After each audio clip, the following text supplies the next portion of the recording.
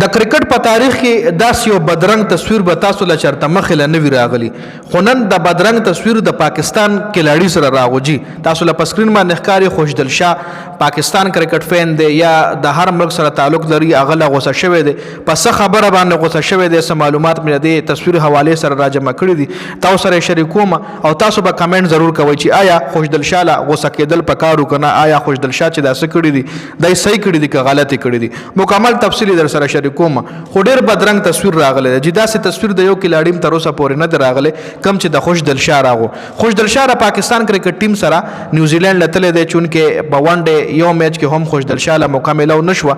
خوشدل شاه باونډرۍ سره ناستو جي کلاړیانو ته اوبه راوړل، ډیوټي ده له حواله شوی، نور کلاړیان ورسره هم، عرفان خان نیازي ورسره هم، دی دغلته په دې باونډرۍ لاین باندې ناستو او دغلته کرکټ شایقین هم چې پکې د انډیا کرکټ فینز هم، پکې د افغانستان کرکټ فینز هم، پکې د پاکستان کرکټ فینز هم.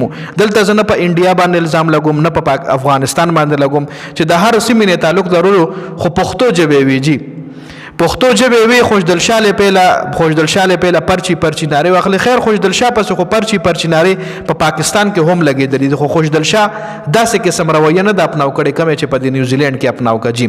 خوشدل شاه پسې پرچی نارې په پاکستان کې هم لګېدلې دي جی.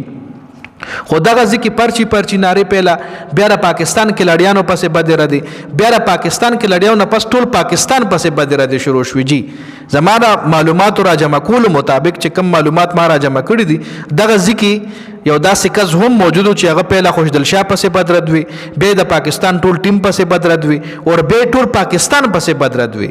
نو دغه ټایم خوشدل شاه ولا غوسه شوی دی او په پښتو کې د دې دواړو جګړه شوې ده، په پښتو کې د دې دواړو ایکسچینج اف ورډز چې کوم دي هغه یو بل خبرې اترې کول چې کوم هغه په پښتو ژبه کې وجي. خوشدل شاه ولا وي تا ما پسې بد رد وي، ما تا لغه نو کو، تا زما کلاړیانو د پاکستان کرکټ ټیم پسې بد رد وي، ما تا لغه نو کو، خو ته اوس زما په ملک پسې بد رد وي.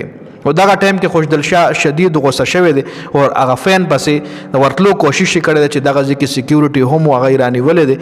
اوس تاسو دې ځکه ما له ووایئ چې آیا یو کرکټ فینز له دا پکار دی چې ګراوند ته لاړ شي او هغه کلاړیانو پسې چغې منم یو کلاړي خراب پرفارمنس کوي، خو زما رستا یا د یو کرکټ فین دا حق نه جوړیږي چې پرسنلی په هغه باندې اټیک وکړي، پرسنلی هغه له مور خور یاده کړي، پرسنلی هغه له کنځلو کړي، پرسنلی د هغه وطن ټارګېټ کړي، هیڅ کله هم نه دی کول پکار.